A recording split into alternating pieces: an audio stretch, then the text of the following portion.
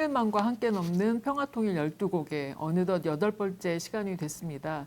오늘은 북한 인권 문제에 대해서 생각해 보려고 하는데요.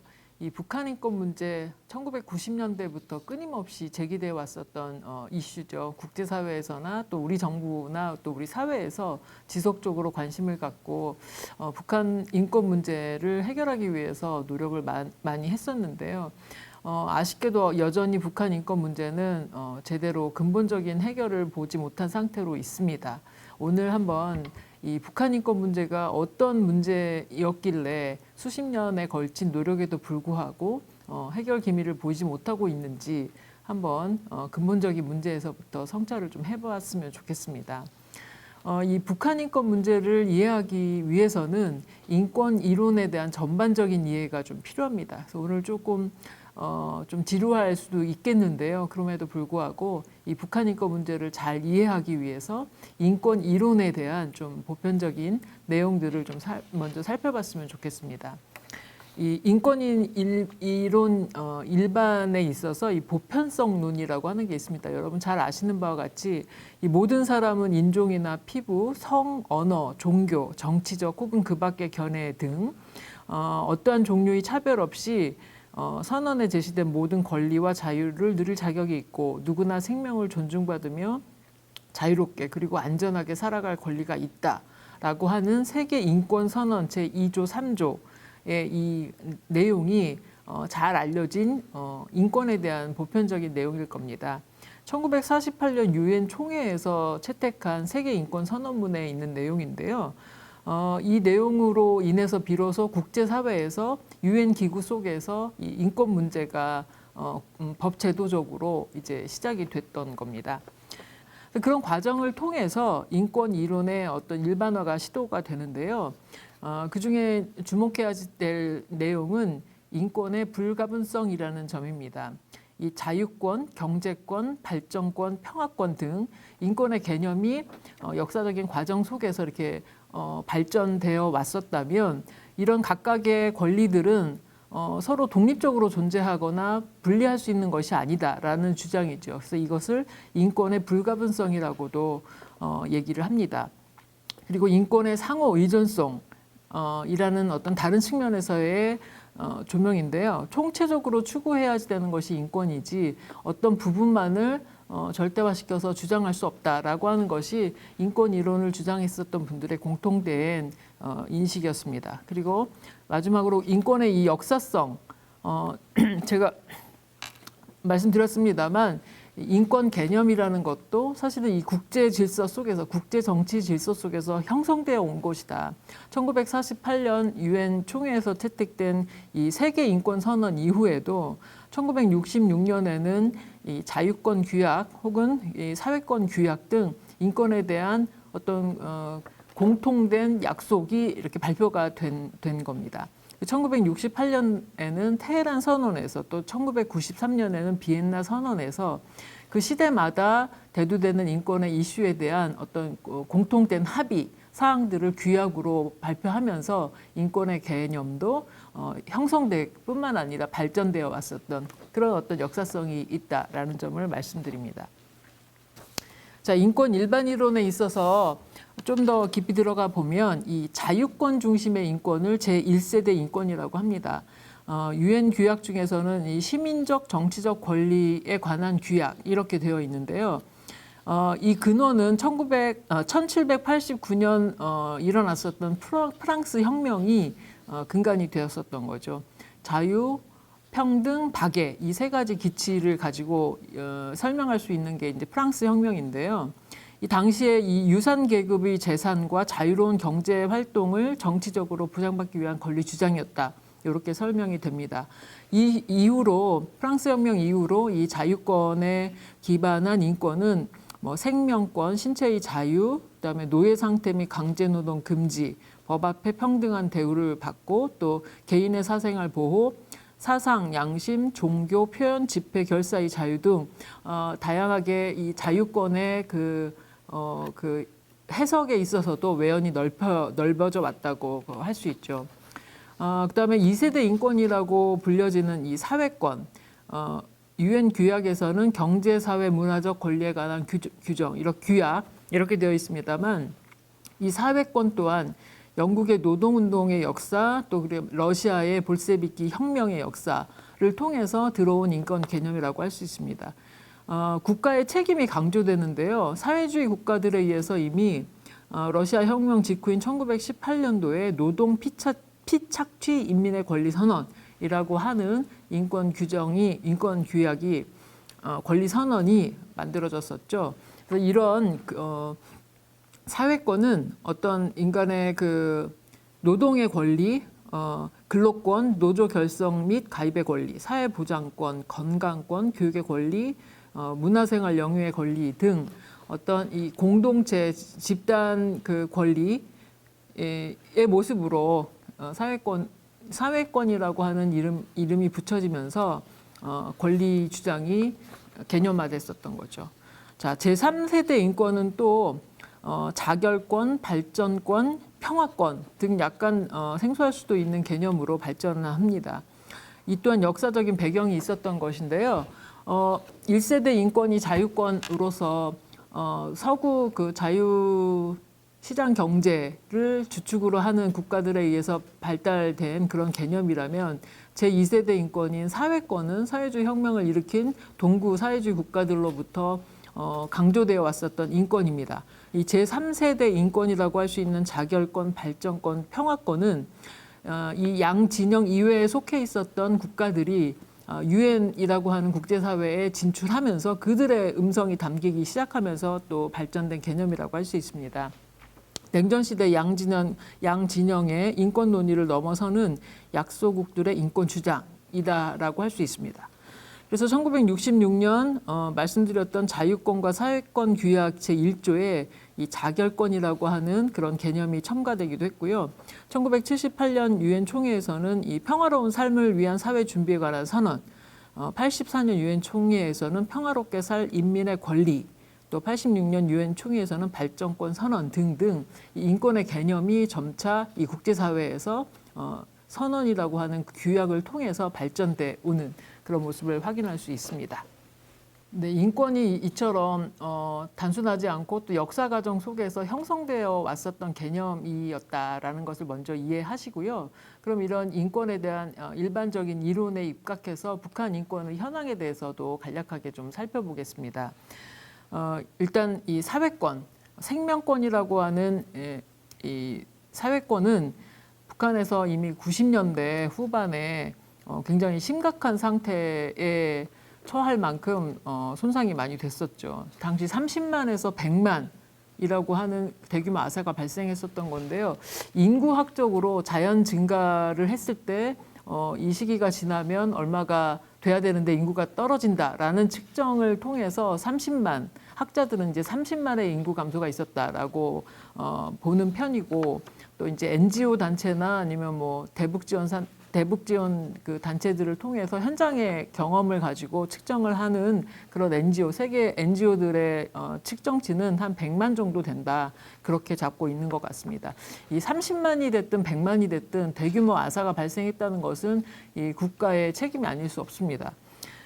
그 다 아시는 바였을 테고요. 그다음에 이제 그렇게 대북 지원에 참여하는 NGO 단체들이 이제 북한의 현장을 살펴보면서 이후에 제기됐었던 것이 이런 자유권에 관한 문제입니다. 정치범 수용소 문제인데요. 이 정치범 수용소는 존재 자체만으로도 자유권을 침해하게 되는 거죠. 근데 북한은 당국 차원에서는 계속 부인하다가 현재는 이 북한 지역 6곳에 한 15만에서 20만의 수용소가 있다. 수용하고 있는 20만 사람들을 수용하고 있는 그런 수용소의 존재가 있다라고 이렇게 알려져 있습니다. 뭐 혁명화 구역이 있고 또 완전 통제 구역이 있는 이 정치범 수용소는 이제 완전 통제 범위라고 하면 완전 통제 구역이라고 하면 한번 들어가면 나오지 못하는 그런 정치범 수용소고요. 혁명화 구역이 같이 있는 그런 정치범 수용소라고 하면 그 교육을 통해서 일정 정도 사회주의 교육을 통해서 다시 일반으로 나올 수 있는 그런 여지가 있는 정치범 수용소라고 할 수 있습니다. 현재는 이 혁명화 구역과 같이 있는 구역은 한 2곳 정도 된다라고 그렇게 알려져 있습니다. 또 이 자유권에 있어서 심각한 문제가 공개 처형 문제입니다. 이 반체제 행위를 한 사람들을 공포 정치를 위해서 공개 처형하는 것은 물론이거니와 이 경제 사범이랄지 뭐 아니면 사회적인 일탈 행위를 하는 뭐 마약을 했다든지 아니면 뭐 강간을 했다든지 하는 사회적인 일탈 행위를 했다는 사람들조차도 이 공개 처형으로 다스리는 것, 이것은 굉장한 이 생명권의 침해일 수도 있고 또 자유권의 침해일 수도 있는 그런 상황인 것이죠. 자, 이렇게 사회권, 자유권, 북한 인권에 대해서는 많은 분들이 이미 아시고 계시는 그런 부분이라고 생각이 됩니다. 제가 새롭게 제기를 하고 싶은 이 북한 인권에 있어서의 문제는 발전권에 관한 것입니다. 이 발전권은 국가의 권리일 수도 있는데요. 이미 북한은 90년대 초반에 이 계획경제 시스템이 붕괴했기 때문에 경제적으로 굉장히 혹독한 시절을 보냈었습니다. 그리고 또 냉전 시대에 미국이 적성국 제재를 해왔었던 그런 규제로부터 자유롭지 못했기 때문에 발전권에 있어서 굉장히 어려운 면이 있었고요. 그다음에 사회주의권의 몰락으로 인해서 고립된 경제를 유지했어야지만 되는 것도 굉장히 큰 국가적인 난제였습니다. 자연재해 끊임없이 일어났었죠. 가뭄과 홍수 끊임없이 발생이 되어 있었는데 이 홍수 문제는 뭐 최근까지도 북한에서 대규모 손실을 낳는 그런 문제가 아닐 수 없습니다. 이런 자연재해 문제, 그다음에 사회보장 시스템이 붕괴되는 문제, 뭐 교육, 보건, 그다음에 의식주에 관한 것들, 이런 것들을 국가에서 배급을 해주다가 이것이 끊기는 상황이기 때문에 그 북한 주민들이 뭐 어려움에 처해 있다는 것은 잘 알려진 사실입니다. 그런데 이와 같은 상황에 있어서 국가가 책임지고 해결해야지 된다라고 한다면 이 정상적인 국가로서 기능하기 위해서 주어져야지 될 어떤 그 권리가 있다는 것도 우리가 생각해 봐야 될 것 같습니다. 다음에 자결권, 제가 전에 말씀드렸었는데요. 사실은 이 국제사회에서 인권 문제를 현실적으로 적용하려고 할 때 가장 크게 걸림돌이 되는 것이 국가의 주권을 어느 정도까지 무시하면서 그 나라 국가의 국제사회가 관여할 수 있겠느냐 하는 문제입니다. 이 자결권이 제3세대 인권으로 이렇게 들어왔었던 배경에는 냉전의 선도국이었었던 미국이나 소련이 각각 진영에 속한 그 국가들의 내정 간섭 어느 정도까지 할 수 있느냐, 이런 문제가 있었던 겁니다. 그래서 1968년도 프라하의 봄이라고 하는 그런 체코슬로바키아의 인민혁명에 이제 소련 군대가 들어왔다든지 하는 이런 문제들이 있었기 때문에 자국의 그 주권을 보호해야지 된다는 것이 국제사회 안에서의 어떤 자결권으로서 존재했었습니다. 이런 자결권의 문제가 역시 북한에도 적용이 되는 것이죠. 그래서 북한은 더군다나 내부적으로 이 우리식 사회주의를 표방하고 있는 나라입니다. 그래서 이 북한의 주권을 어느 정도까지 국제사회가 무시할 수 있을까, 간과할 수 있을까, 이 문제는 굉장히 국제정치적인 문제가 아닐 수 없습니다. 자, 그다음에 이제 평화권, 이 제3세대 인권에 속하는 평화권의 문제도 북한의 입장에서 봤을 때 국가가 사실은 추구하지 못하고 있는 권리 중에 하나이죠. 이 핵의 자유로운 이용, 핵은 무기로서의 핵도 있지만 북한 같은 경우 또 많은 국가들에서 핵은 에너지 문제이기도 합니다. 그런데 제가 북핵 문제 다룰 때 말씀드렸다시피 이 국제사회의 AIEA 이런 그 공동관리 기구에서 북한이 탈퇴를 하면서 이 문제가 불거졌었는데요. 핵의 그 자유로운 이용으로부터 제한되고 있는 북한의 상황을 우리가 좀 이해할 필요가 있을 것 같습니다. 그리고 또 체제 보장의 문제 역시 북한으로서는 이 평화권에 해당이 된다고 할 수 있습니다. 이 북미 수교와 또 한반도 평화협정이 체결되지 못한 상황에서 자기 체제를 보호하기 위한 핵개발, 이 문제도 역시 평화권에 속하는 문제다, 이렇게 이해해 볼 수도 있겠습니다. 북한 인권 문제의 본질을 좀 더 자세히 들여다보도록 하겠습니다. 이 북한에는 계급 독재와 수령 절대주의라고 하는 기본적인 이념이 있는데요. 계급 독재 문제는 뭐 프롤레타리아 독재론에서 말했던 것처럼 노동자 계급이 주체가 돼서 지주와 자본가 계급으로부터 자유로워야지 된다라고 하는 주장이죠. 그다음에 레닌의 전위당 이론. 이게 뭐냐면 당국가 체제에서는 당이 모든 당적인 지도를 거쳐서 정치, 경제, 사회, 문화 모든 그 조직의 지도적인 역할을 감당하도록 그렇게 돼 있습니다. 그래서 당국가 체제라고도 하는데요. 이 여전히 북한에서 체제에 반영되어 있는 이론이죠. 그리고 92년도부터 들어온 이 주체 사상이 국가의 지도 이념으로 그렇게 되어 있는데 이 주체의 영도 이론 또한 북한에 있어서 이 계급 독재와 수령 절대주의를 낳는 이념이라고 할 수 있습니다. 이런 이념 하에서 인권 개념은 집단적 인권이라고 할 수 있는데요. 이런 그 북한의 현실 안에서 개인적인 인권 의식이 부재한다는 것과 또 일반 주민들의 비판 기능이 상실되는 것 너무나도 자연스러운 일이 아닐 수 없습니다. 그래서 이 북한의 이 집체주의 문화를 잘 이해하지 못하고 있는 그런 입장에서는 북한에서도 이런 시민혁명 아니면 뭐 이 독재 체제에 반해서 시민이 일어날 수 있지 않나 이런 생각을 할 수 있는데 그렇지 않다. 이 문화 자체 또 생각 자체 의식 자체가 이 집단주의 인권관에 이렇게 고착되어 있기 때문에 개인적인 인권 추구를 한다는 것이 북한 주민들에게 이 당장 쉬운 일이 아니고 또 상상할 수 있는 일이 아니다라는 것을 우리가 이해할 필요가 있을 것 같습니다. 이 정치범 수용소 6곳이 있다고 말씀드렸는데요. 이 지도에 보시면 이 한북 3개 정도 있고 함남 요덕 수용소로 잘 알려져 있는 함남에도 한 곳이 있고 그다음에 평남 개천과 그 봉창리에 또 하나씩 이렇게 있습니다. 말씀드린 것처럼 정치범 수용소는 존재만으로도 정치범 수용소가 있다는 것만으로도 자유권 침해 확실한 겁니다. 15만에서 20만 가량 그 정치범 수용소에서 이렇게 생활하고 있는 상황인 거죠. 혁명화 구역, 완전 통제 구역 전에 말씀드렸습니다. 자, 그리고 이 북한 인권 문제 본질 중에 또 다른 측면은 이 경제적인 측면에서 계획 경제 시스템이 붕괴된 이 부분, 이 계획 경제 시스템의 붕괴야말로 북한 주민들의 이 삶의 질을 굉장히 떨어뜨리고 있는 것이기 때문에 본질적인 문제라고 할 수 있습니다. 그러니까 북한의 그 국가나 아니면 북한 정권이 혼자 잘할 수 있어서 잘해서 해결될 수 있는 문제가 아니라는 거죠. 자, 사회주의 경제 붕괴가 왜 그러면 북한에서 문제가 되고 있는가? 에너지와 식량 부족. 에너지는 주로 이 러시아에서 오는 가스나 아니면 뭐 전기, 전력 이런 걸 받아 쓰다가 러시아가 1990년대 초반부터 경화 결제, 그러니까 돈 주고 사가라.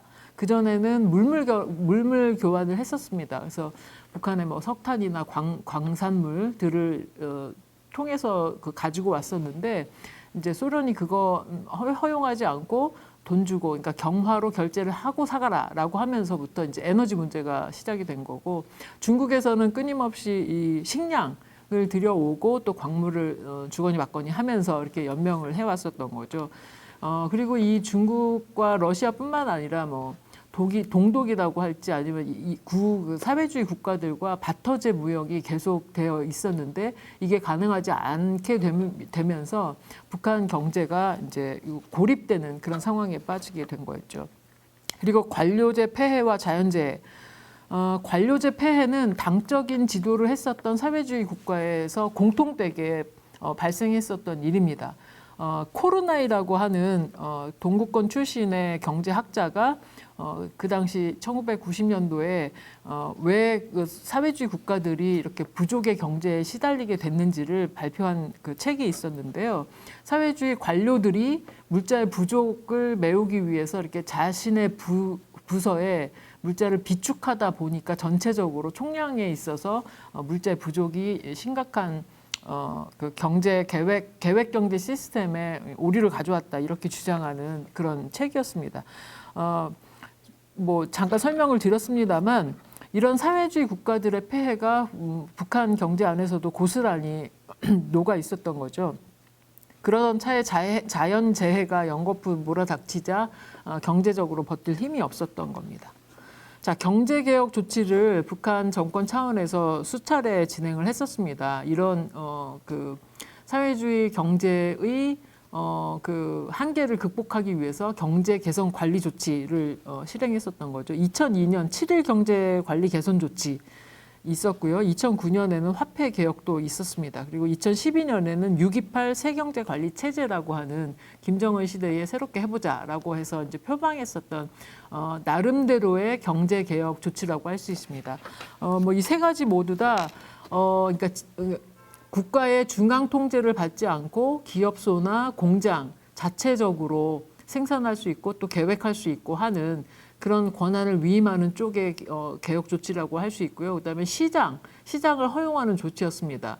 그리고 뭐 7.3제라고 알려져 있는데 국가 대 또 인민이 가져갈 수 있는 그 양을 생산량의 7대3으로 한다든지 뭐 이런 식으로 기업소별로 혹은 공장별로 권한을 임하고 또 자체적으로 협동농장이면 협동농장, 뭐 공장이면 공장 그 단위에서 자체적으로 자력갱생할 수 있도록 권한을 임해가는 과정. 이것이 바로 북한에서 실시됐었던 경제관리 개선 조치라고 할 수 있습니다. 이런 노력들을 했습니다만 이게 성공적으로 진행이 되지 않았었던 거죠.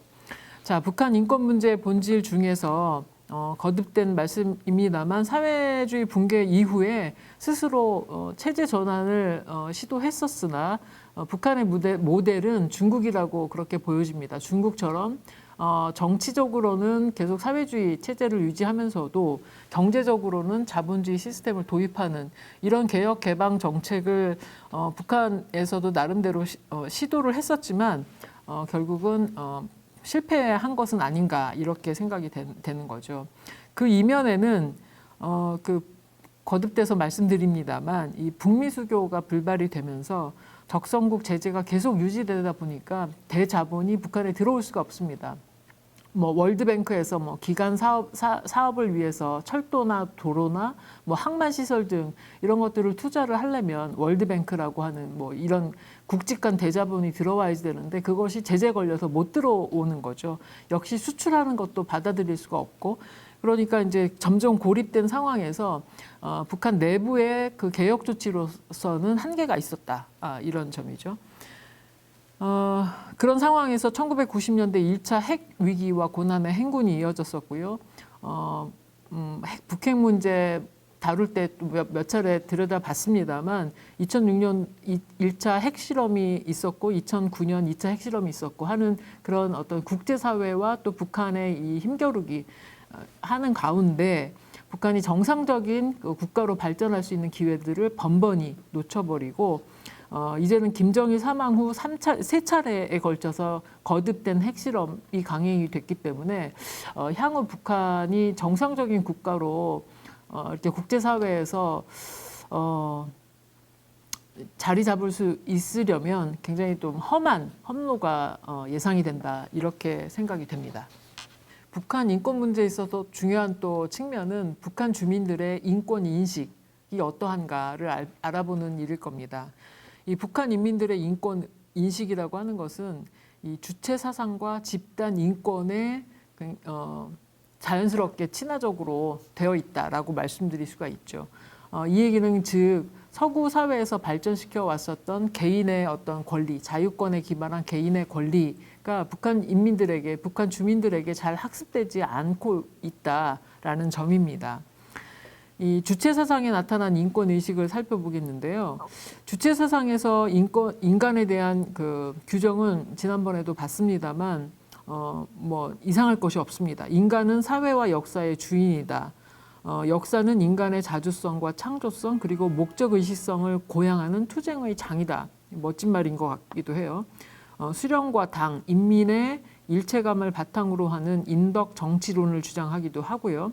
그래서 이 수령론이 북한에서는 자연스럽게 받아들여지고 있습니다만 이 뇌수론이라고 하는 것은 이 북한 사회가 독재 체제, 독재 시스템에 아주 이념적으로 굉장히 친화적인 그런 바탕이 되었다라고 지지난 시간에 살펴봤었습니다. 계급적 시각이 반영되어 있는 인권론을 좀 살펴볼 수 있는데요.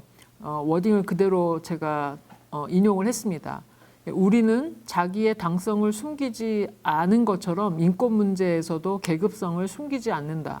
사회주의 인권은 사회주의를 반대하는 적대 분자들과 인민의 이익을 침해하는 불순 분자들에게까지 자유와 권리를 주는 초계급적인 인권관이 아니다라고 규정하면서 이 노동자 계급, 노동자 농민 계급의 독재적인 인권이 당연하다.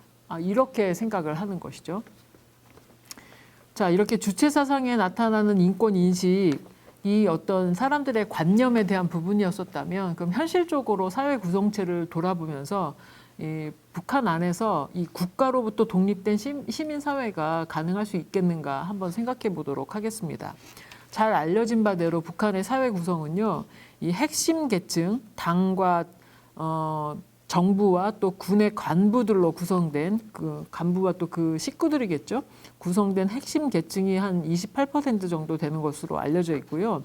하급 간부나 기술자들로 이루어진 동요 계층이 45%, 가장 많은 인구수를 점하고 있습니다. 그리고 27%에 해당되는 적대 계층은 주로 유해 노동이나 중노동에 종사를 하고 있습니다. 이렇게 핵심 동요 적대 계층으로 이루어진 북한 사회가 군대와 또 여러 가지 당 국가 체제 안에서 그 탑다운으로 이렇게 이루어지는 사회 구성체라는 점을 생각한다면 이 아래로부터의 어떤 개혁 그리고 어떤 뭐 혁명 이런 것들이 얼마나 이 인구학적으로도 어려운 일인가 좀 생각해 볼 수 있는 대목이라고 봅니다. 자, 박형중 박사의 주장에 따르면 그동안 개혁 조치가 이루어지면서 계속 시장이 이렇게 늘어나고 확산이 되어 있었는데요. 이런 그 시장이 확대된 결과 그러면 국가로부터 자유로운 시민사회가 조직이 될 수 있는 어떤 그런 배경이 됐는가 연구를 해보니까 그렇지 않았다라고 결론을 내리셨어요. 이런 그 피라미드 조직처럼 이렇게 권력의 최정점에 있는 김정은 집단이 모든 국가 시스템을 장악하고 있는 상황에서 이 정권 기관이 외화벌이를 담당하고 그다음에 뭐 돈주라고 불리는 중소 자본가 그룹들이 활동을 하고 또 장마당 소매 상품들을 이제 소매 상품을 이렇게 취급하는 일반 그 주민들이 있는 이런 상황이 오히려 그 기존의 북한 사회 질서를 강화하는 식으로 그렇게 기능했다라고 박형중 박사는 평가를 했습니다. 또 홍민 박사는 또 최근에 북한에 있는 종합시장 매대수를 추정을 해서 그 발표를 했습니다. 이 시장의 확대가 왜 중요하냐? 앞서 말씀드렸습니다만 이렇게 국가로부터 독립된 시민사회가 있어야 위로부터 내려오는 어떤 그 통제로부터 자유로울 수 있는 그런 여건이 마련되어지는데 그 흐름이 잡힐 수 있는가를 보기 위해서 이런 연구들을 하는 것이죠. 홍민 박사의 추정치에 의하면 현재 그 전국의 시장 수는 404개에 달한다고 합니다. 굉장히 많은 종합시장이 발생이 된 거죠. 전국 10개 도와 그다음에 평양과 나진시 2개 특구를 조사한 것인데요. 전국 시장 수는 404개. 그리고 매대수, 그러니까 매대가 뭐냐면 가판점, 그러니까 개인에게 소속된 그 판매점, 소판매점이라고 할 수 있죠. 그 매대수만 굉장히 많습니다. 109만 2,992개, 굉장히 많은 수죠. 매대수가 그렇게 추정이 된다고 하고요. 뭐 그 플러스 관리소 인원 6,375명을 합한 그 시장, 종합시장에 종사하는 종사자 수가 한 110만에 가까운 그런 현황이라고 그렇게 합니다. 자, 이렇게 북한에서 내부 구성체가 견고하게, 그러니까 핵심, 동요, 적대 계층으로 견고하게 있는 반면에 시장의 확대로 인한 자기 그 자본을 확보하고 있는 그런 사람들의 수가 늘어나고 있는 것이 이제 추세로 보여지고 있는 그런 상황인데요. 이 이야기는 북한이 정말 그 밑바닥까지 변화하기 위해서는 시간이 걸린다. 그리고 시간이 경과함에 따라 북한에서 이 사회 내부 안에서 이런 변화의 모습이 감지되고 있다라는 것을 우리가 확인할 수 있는 겁니다.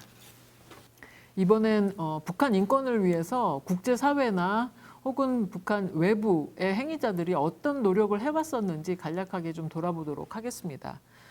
북한 인권 개선을 위한 외부의 역할에 있어서 국제사회의 역할과 한계를 말씀드리고 싶은데요.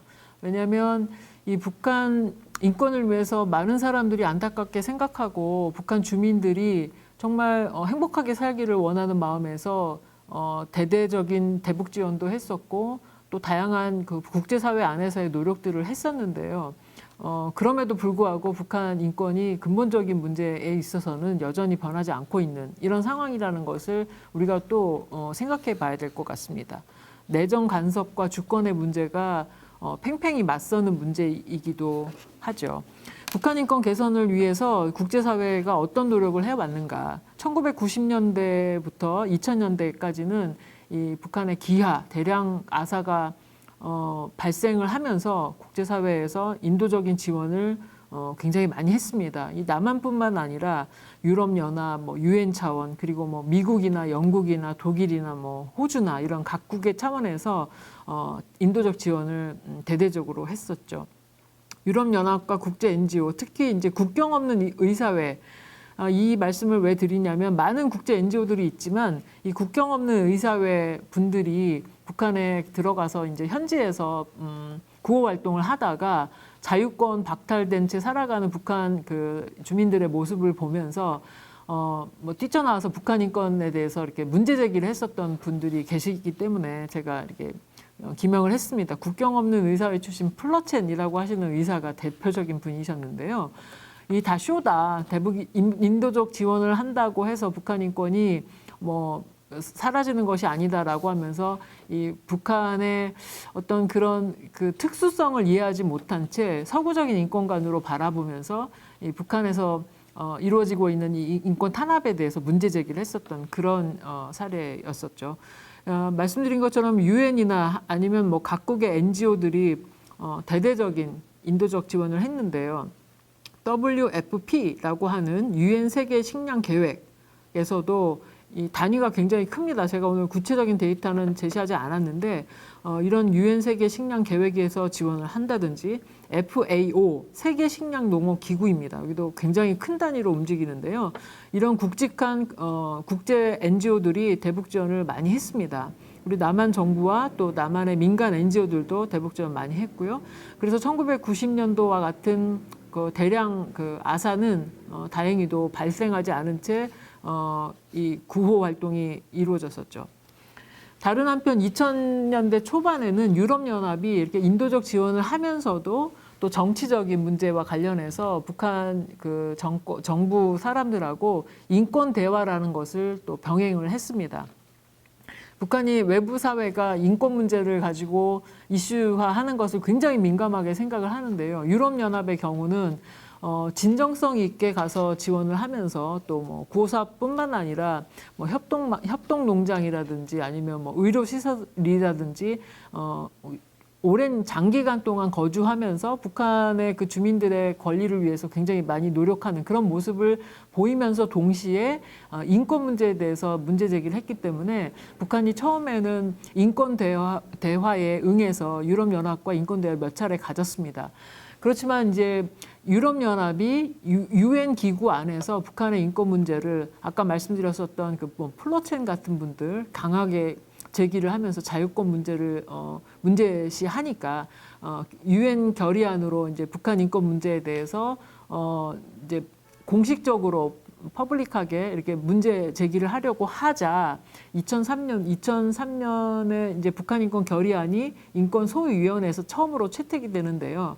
2001년, 2002년 인권 대화에 나섰던 북한은 이제 유럽연합의 이런 인권 대화에 전혀 그 후부터는 응하지 않게 되는 그런 일도 있었습니다. 제가 이 말씀을 왜 드리려고 하냐면 북한의 인권 문제에 대해서 사실은 자유권 측면에서만 계속 그 인권을 접근하시는 분들은 북한의 총체적인 인권 상황에 대한 이해 없이 자유권에 대해서 계속 문제 제기를 하니까 북한 당국 입장에서는 이게 체제 전복 세력으로 계속 외부 세력이 체제를 전복시키려고 한다. 인권 문제를 명분 삼아 이렇게 되다 보니까 대화가 단절되는 이런 어떤 사정이 있다는 것을 우리가 좀 살펴봐야 될 것이기 때문에 제가 말씀을 드립니다. 자, 예, 대북 지원 엄청나게 했어요. 그래서 1990년대, 2000년대 대량 아사가 없이 북한이 그 위기를 모면하는데 그 이후로부터는 유엔 차원에서 인권 결의안이 계속적으로 채택이 됩니다. 그래서 2003년 이후에는 인권 이사회 차원에서 또 총회 차원에서 인권 결의안, 북한 인권 결의안이 한 해도 빠짐없이 계속 채택이 되죠. 그러다가 이제 2004년에는 미국에서도 이 국가 단위에서 처음으로 북한 인권법이 상하원을 통과해서 채택이 됩니다. 그래서 2004년에 채택한 이후에 계속해서 연장하면서 북한 인권법이 미국의 국내법으로 채택돼서 북한 인권 개선을 위해서 그렇게 노력을 하고 계시죠. 이것과 더불어서 우리나라에서도 남한에서도 북한 인권법이 국회에서 계속 상정이 됐었는데 아쉽게도 국내에서는 뭐 진보 정권은 북한 인권법을 도외시하고 또 뭐 보수 정권은 북한 인권법을 계속 추진하는 이런 좀 우스꽝스러운 모습이 됐었는데요. 이 북한 인권법을 추구를 하는 미국과는 우리는 굉장히 그 맥락이 다른 것이죠.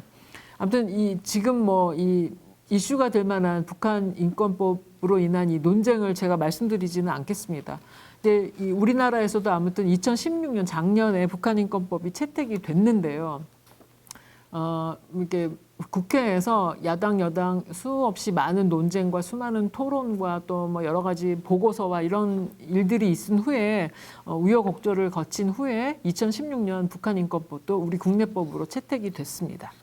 그래서 이 북한 인권법에 의해서 우리가 할 수 있는 일이 그렇게 많지 않습니다. 이 북한의 인권 침해 사례를 계속 수집하고 이것을 뭐 국제사회에 알리고 한다는 것인데요. 이 북한 인권법에 의하지 않더라도 우리나라에서는 이미 이렇게 뭐 통일부나 아니면 탈북민들이 남한 사회에 정착하기 전에 거치는 그런 과정 속에서 북한에 살면서 겪었었던 인권 침해 사례들이 다 이렇게 기술이 되도록 되어 있습니다. 그렇기 때문에 북한 인권법이 꼭 아니더라도 인권 침해 사례는 우리가 수집할 수 있었던 것은 아닌가 저는 그렇게 생각을 합니다. 자, 이렇게 북한 인권 개선을 위해서 국제사회 혹은 우리 사회에서 인권법을 통과시키면서까지 북한의 인권 상황을 개선하기 위해서 많은 관심을 보여왔습니다만 이런 노력이 과연 북한의 인권 개선을 위한 실질적이고 구조적인 개선 노력과 또 어떻게 맞닿아야 될지 우리에게 남은 과제라고 하지 않을 수 없습니다. 그렇다면 북한 인권을 위해서 우리가 할 수 있는 일은 무엇일까요? 북한 인권 개선을 위한 우리의 역할을 한번 살펴보겠습니다.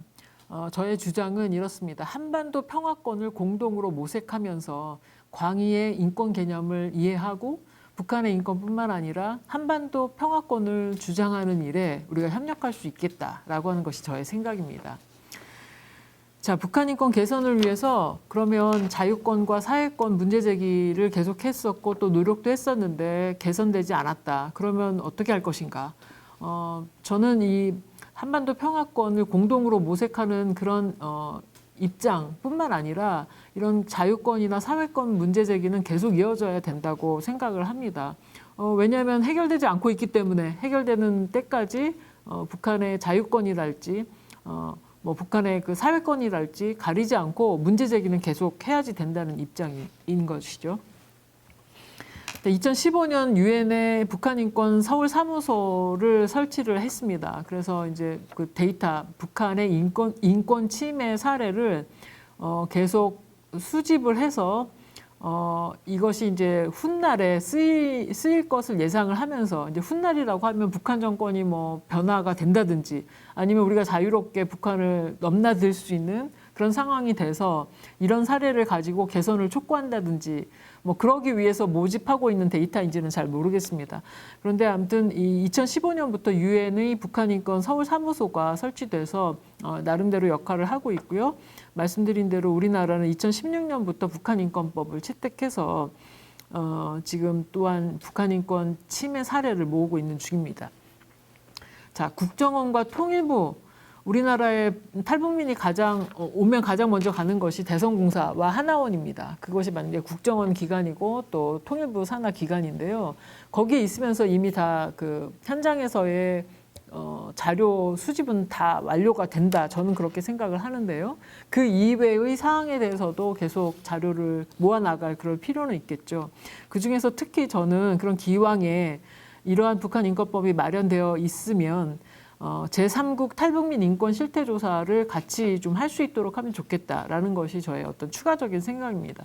예컨대 뭐 동북 삼성에서 거주하다가 남한으로 들어온 이 탈북 여성들의 자녀들 조사가 잘 안 돼 있고 그들의 호적 문제도 해결되지 않고 있는데 그러면 이런 어떤 그 빈 공간 사각지대에 놓여 있는 탈북민들의 자녀들의 문제 우리가 사실은 해결해야지 되는 그런 입장이기도 하기 때문에 그들에 대한 실태조사, 인권 실태조사가 필요하고요. 또 이제 여성들이 남한으로 들어오는 탈북민의 한 7, 80%를 차지하고 있는데 들어오지 못하고 계신 뭐 남성분들도 계실 테고 여성분들도 계실 테고 제3국에 거주하고 있는 이 북향민들, 탈북민들의 실태조사를 하는 일에 이런 북한 인권법이 좀 소용이 되면 좋겠다라고 하는 것이 저의 생각입니다. 자, 그리고 이 북한 인권 개선을 위해서 우리는 외부에 있는 입장에서 계속 인권 문제를 제기하는데 어떻게 제기하느냐의 문제가 또 남아 있죠. 이게 또 저의 생각인데요. 앞서 살펴본 이 북한이 정상적인 국가로서 자기 역할을 잘 할 수 있도록 발전권에 대한 문제 제기도 또한 우리가 외부에서 지속적으로 할 수 있다 이렇게 생각을 합니다. 또한 한반도 평화 차원에서의 문제 제기 역시 필요한데요. 북한이 계속 풍계리에서 핵실험을 계속하고 있습니다. 그럼 그 지역의 환경 오염이 이루 말할 수가 없겠죠. 이것은 곧 한반도 북한 지역뿐만 아니라 한반도 전체의 환경권의 문제일 수도 있기 때문에 이 문제 제기는 우리가 지속적으로 해야지 된다 이렇게 생각을 합니다. 또 이 군사비 과용에 따른 자원 분배 왜곡 제가 지난 시간에서도 말씀드렸었는데요.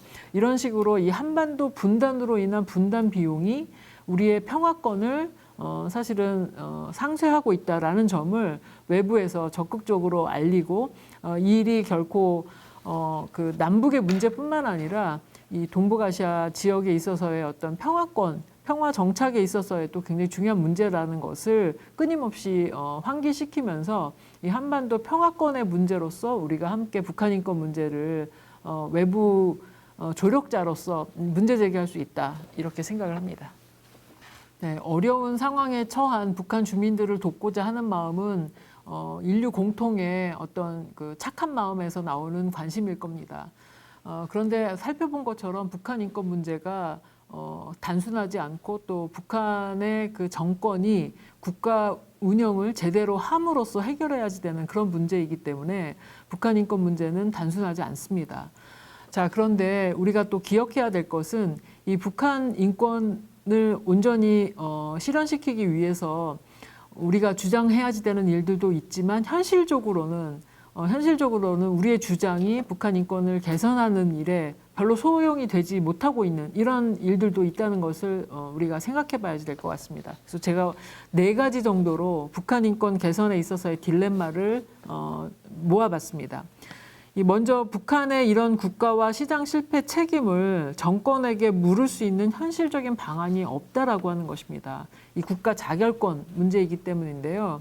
그리고 주권의 문제 또 외부 간섭으로부터 자유로울 수 있는 국가의 어떤 자결권 이 문제가 있기 때문에 그런 것이죠.